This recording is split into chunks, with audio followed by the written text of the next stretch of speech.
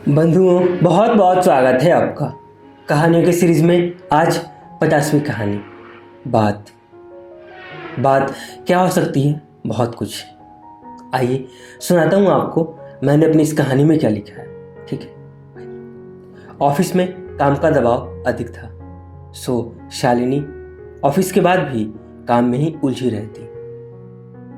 रात देर तक काम करना, सुबह जल्दी जगकर ऑफिस जाना, ये रोज का नियम था शालिनी का। माँ पिताजी भी अब बोलना छोड़ दिए थे। बोलते इतना काम करेगी तो कमजोर पड़ जाएगी। शालिनी का जवाब यही होता, बस कुछ दिनों की ही बात है, फिर सब ठीक हो जाएगा। आज शालिनी ऑफिस से आई तो देखा आज दादी गांव से आई हुई हैं। दादी और शालिनी की आपस में खूब बनती, मतलब रात बीत जाती पर दोनों के बात खत्म ही नहीं होते। आज रात शालिनी अपने काम में उलझी थी।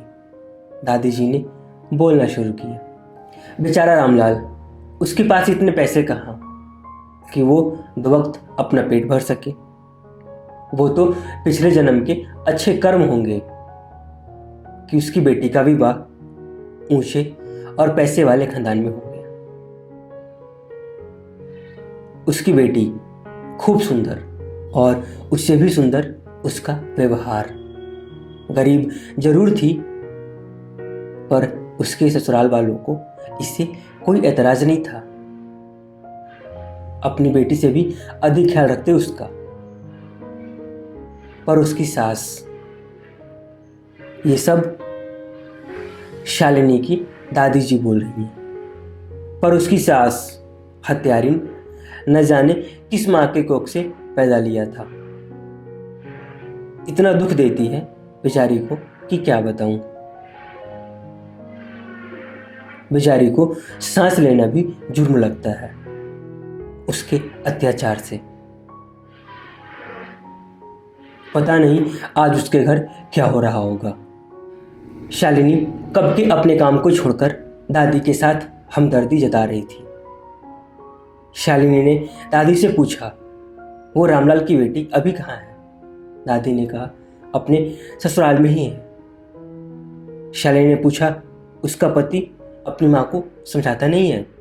अरे उसकी सास के आगे चलती किसकी है, उसके पति की भी नहीं, दादी ने कहा। शालिनी ने फिर से पूछा, ये सब बातें रामलाल को नहीं पता है? दादी ने कहा, सब पता है, पर बेचारा गरीब जो ठहरा, कर ही क्या पाएगा। शालिनी ने फिर से कहा, तो दादी आप रामलाल को क्यों नहीं कहती कि जाकर थाने में शिकायत करे? दादी ने कहा, तो क्या मैं टीवी के अंदर घुसकर कहूं? उस बेवकूफ रामलाल को इतनी भी समझ नहीं कि बेटी परेशान है तो कुछ करें।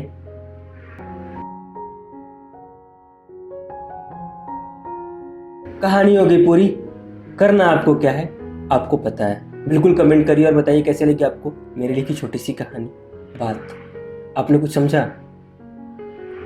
शालिनी की दादी जी एक टीवी सीरियल की बात बता रही थी उसको, और शालिनी को लगा उसके गांव की किसी व्यक्ति की कहानी है। तो बस यही थी कहानी।